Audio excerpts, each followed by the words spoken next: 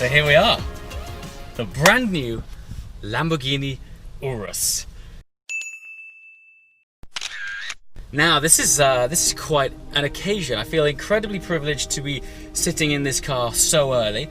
The official dynamic press drives of this car haven't happened yet, hence me being sat in a static car. However, I've got to say a massive thank you to Lamborghini for putting me in this car so early and to introduce you guys to it and talk you around it. So, this is it, the all-new, somewhat controversial Lamborghini SUV. I say controversial because Lamborghini, for the last 30 years at least, have been focused entirely on supercars. They need no introduction, but the thought of them a few years ago launching a 4x4, a sports utility vehicle, was almost crazy. Then we see the concept car. The aesthetics of that car, I think, caught everyone's attention, and now here we are sat in their very new SUV. Now I say for the last 30 years because actually Lamborghini did once upon a time make an SUV. It was called the LM002. That car predominantly was originally commissioned for military purposes, but it eventually got put into small production, I think of just over around 350 cars for civilian use. And because it was originally developed as a military vehicle, the civilians started referring to it as the Rambo Lambo, which I think is an awesome name. And here we are, fast forwarding 30 years later in their proper SUV, which they are having, might I say, a fantastic first start. Now, less about the history. What are we sat in right now? So, engine, 4-litre, twin-turbo, V8, 641 horsepower, sir. Now, for an SUV, that is colossal. It is second in power only to the Jeep Cherokee Trackhawk. So it'll be interesting to see which one of those two applies the power best to the floor when the inevitable comparison happens. However, being sat in this thing now, you can already tell that in terms of premium SUV feel, Lamborghini have really taken this to the next level. It is, to touch everything, just to sit in it is a very special experience, and that for me was something that I hoped for upon the launch of this car. Lamborghinis, and if you follow this channel regularly, you'll know that I say often that Lamborghinis seem to do theatre better than anyone else. And I'm thankful to say that upon opening the door on this thing, not even stepping inside it, the first thing that hits you is the quality and, I would say, the specialness really of the interior. They really have thoroughly rubbed the Lamborghini treatment all over it. Now let's not beat around the bush. This is a heavily Volkswagen Group influenced product. It's sharing the same underpinnings as the Q7 and the Bentayga. However, I have to say, stepping into it, while there is this sort of undertone of VAG Group feel about it, it is distinctly Lamborghini in every single way. That angular design language, which is prolific throughout Lamborghini these days, is very evident in this car, and so there is absolutely no mistake that despite there being some familiar switchgear from the Volkswagen Audi group in here, majoritively just being in it is beautiful. Back to that engine. So with 641 brake horsepower comes a 0 to 60 time of 3.5 seconds. Now let's just put that into a bit of context. I remember when Lamborghini themselves launched their Gallardo supercar only a few years ago. That had a very similar 0 to 60 speed. And today we find ourselves in this very practical 4-seater 4x4 SUV pushing out the same 0 to 60 times. So I cannot wait to experience the drive of this car. Also, it's running a twin turbocharged engine. So while in the past Lamborghini cars have been naturally aspirated, I would imagine the assistance of the extra torque in this is going to make it an absolute wonder to drive. Now don't forget, as an SUV, as a 4x4, this is a car that is very much designed to be driven and used every single day. The boot is huge, it looks practical, but still constructed with very plush surroundings, so your designer bag will look perfect amongst the resplendent Alcantara and leather trim boot.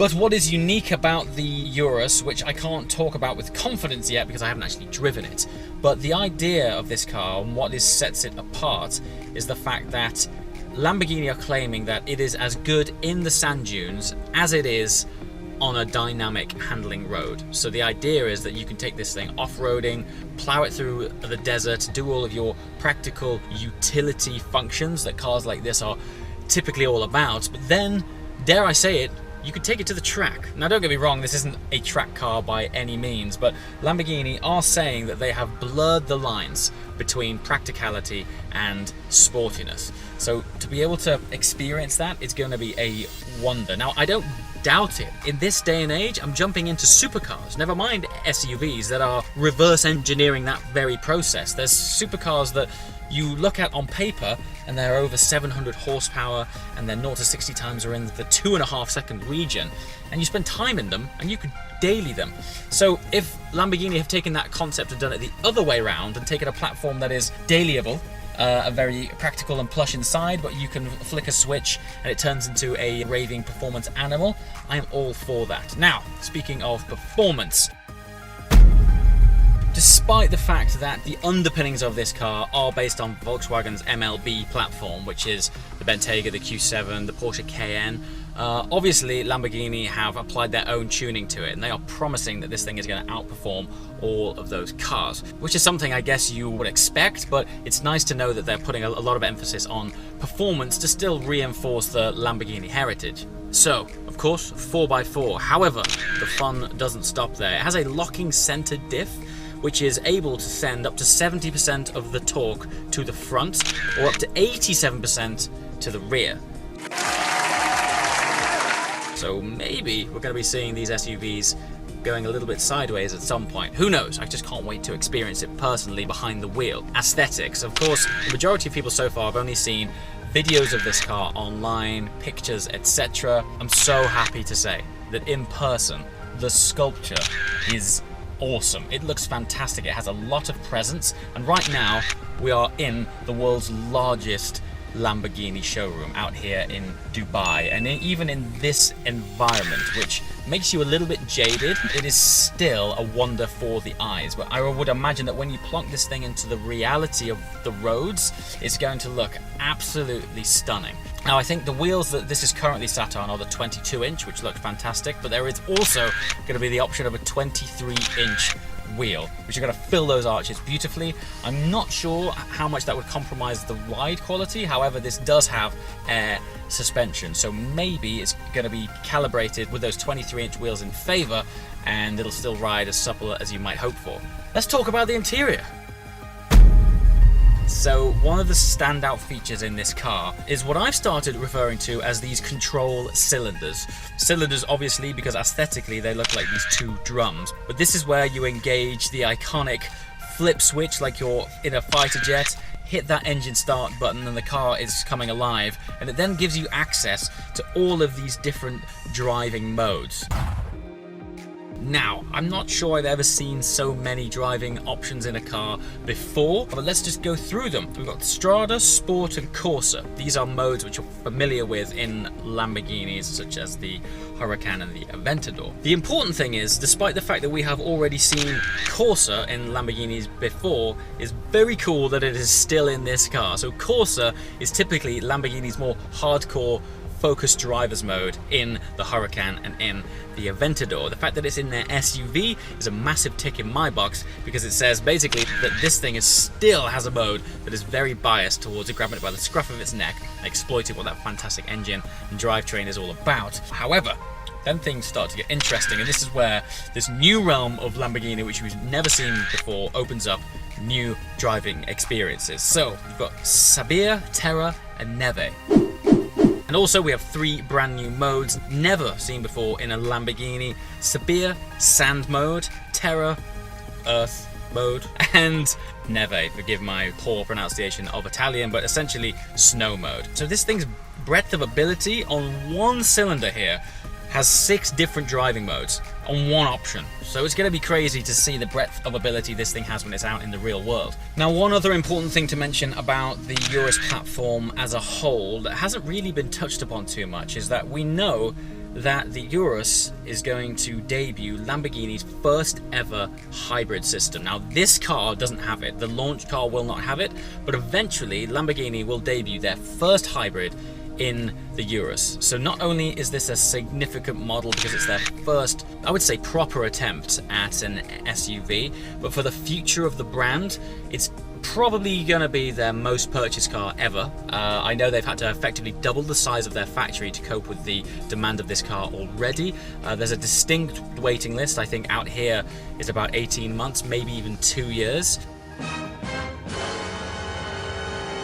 And of course, it is ushering them into the future by applying their hybrid drivetrain to future models of this car. So for Lamborghini, not just the SUV world, for Lamborghini as a brand, it is a very significant car, and they're launching it into a very competitive space. Literally every man and his dog right now is debuting an SUV. It's that product category that everybody wants, and I'm all for it. If this is a car that's going to inject a load more cash into this brand so that they can develop even better supercars, buy away. I can't wait to drive it.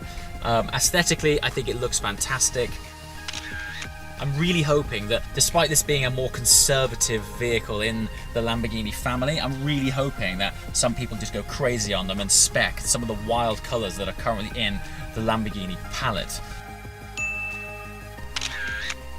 The options are endless. Conventionally, Lamborghini has always been about technical materials, but now we're seeing the lineup of open pore, grained woods, and the leather quality in here. It has this sort of weathered patina that is just a beauty to behold. To sit in this spec, as soon as I got in it, I mentioned it's an absolutely stunning environment, but I can't wait to see people go really heavy with the Alcantara, and no doubt people are going to be matching their Urus to their Lamborghinis, so looking forward very much to seeing these cars hit the road. Now then, this is technically a pre-production car, so it's not absolutely final. However, so let's flick this start-stop button. Let's see what this engine and exhaust sound like.